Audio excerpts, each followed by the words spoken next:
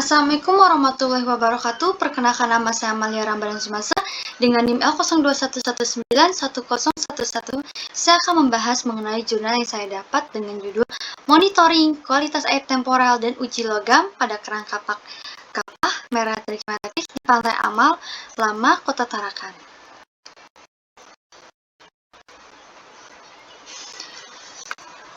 Kota Tarakan memiliki luas daratan kurang lebih 25.080 hektar yang sebagian besarnya telah dimanfaatkan untuk berbagai jenis pemanfaatan lahan. Kota Tarakan apabila ditinjau dari pulau zona lahan yang ada, dapat terlihat bahwa hutan belukar masih mendominasi tutupan lahan. Lingkungan yang terbuka mudah dimasuki bahan-bahan yang tidak diketahui, misalnya limbah yang mengandung bahan berbahaya dan beracun.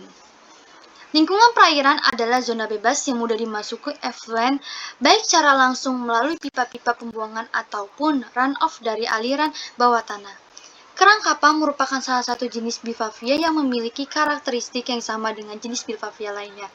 Kerang kapah pada umumnya memperoleh nutrien dan pakan dari lingkungannya, menurut Hartgreaves tahun 2011. Bivavia juga dikelompokkan dalam filter feeder, yaitu kelompok hewan yang mengkonsumsi dan menyerap berbagai senyawa yang terdapat dalam lingkungannya, terutama logam berat.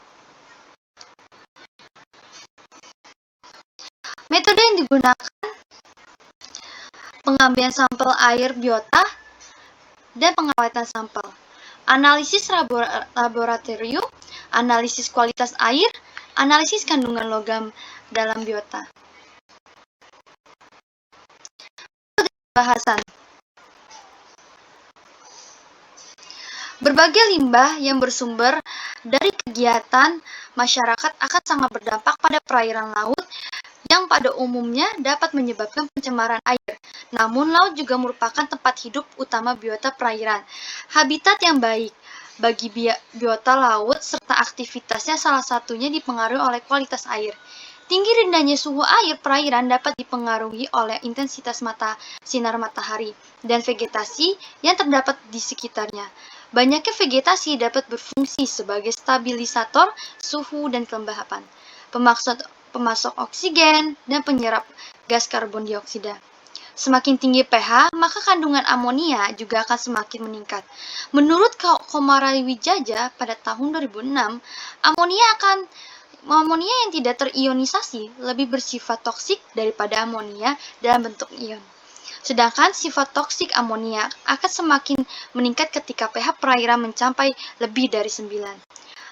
Menurut Aswadi, pada tahun 2006 menyatakan bahwa dalam proses nitrifikasi diperlukan sejumlah oksigen agar terjadi oksidasi senyawa amoniak menjadi nitrit dan oksidasi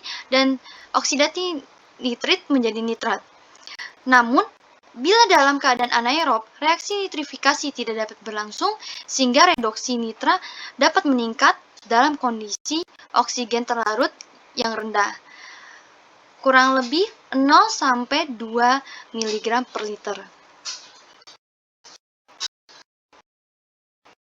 Sulfida sebagai salah satu gas yang berbahaya bagi biota di perairan juga menghasilkan bau yang menyengat.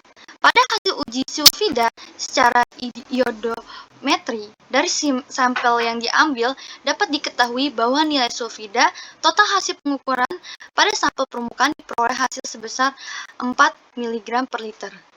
Hasil pengujian kandungan logam dari sampel kerang kapah yang diambil pada lokasi pengambilan sampel di daerah aliran Sungai Pantai Amal Lama, Kota Tarakan, didapat hasil pengujian logam Cu dengan konsentrasi sebesar 0,6 mg per kilogram. Menurut surat keputusan Direktorat Jenderal Pengawasan Obat dan Makanan Departemen Kesehatan Republik Indonesia pada nomor 03725/B per SK pada tahun 1989. Batas maksimum kadar logam Cu yang diperoleh yaitu sebesar 20 mg per kilo, yang artinya kandungan logam Cu dalam kerang kapah masih berada di bawah ambang batas maksimum yang diperbolehkan.